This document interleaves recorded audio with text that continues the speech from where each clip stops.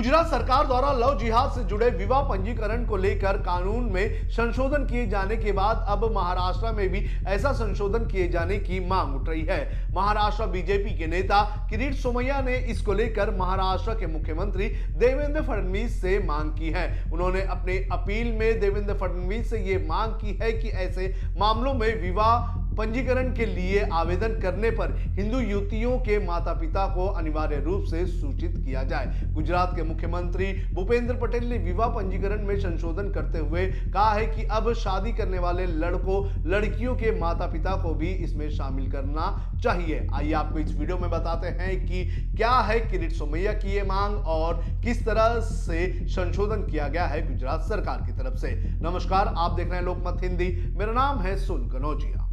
पत्र में किरीट सोमैया ने क्या लिखा?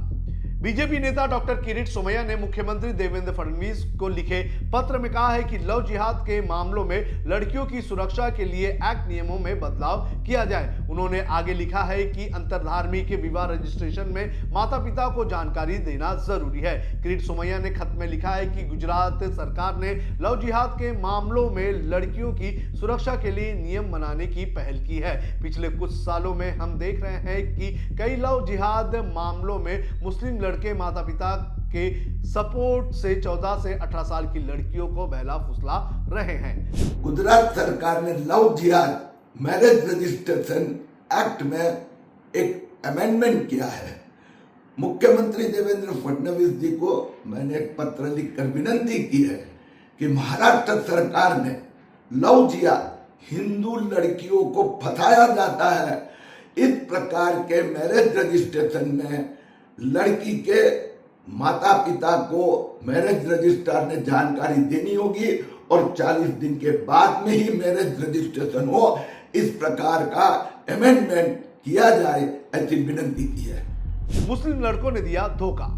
किरीट सोमैया ने अपने पत्र में आगे लिखा है कि जैसे ही लड़कियां 18 साल की हो जाती हैं, ऐसे मुस्लिम लड़के लड़कियों को ले जाते हैं और शादी करके उन्हें उत्तर प्रदेश के आजमगढ़ और कुछ हिस्सों में रखते हैं। मैंने महाराष्ट्र में ऐसी घटनाएं देखी हैं जहां मुस्लिम लड़कों ने एक तरह से हिंदू लड़कियों को धोखा दिया। गुजरात सरकार ने ऐसी लड़कियों को सुरक्षा देने के लिए कदम उठाया है। इस तरह के लव जिहाद मैरिज रजिस्ट्रेशन से पहले लड़कियों के माता पिता को जानकारी देना जरूरी कर दिया है। मैं महाराष्ट्र सरकार से रिक्वेस्ट करूंगा कि वो युवा हिंदू लड़कियों को बचाने के लिए इस तरह के नियमों पर विचार करे। किरीट सोमैया लंबे समय से महाराष्ट्र में लव जिहाद के खिलाफ आवाज उठाते रहे हैं। वहीं किरीट सोमैया की इस मांग पर क्या कहा है समाजवादी पार्टी के नेता अबू आजमी ने, आपको सुनाते हैं।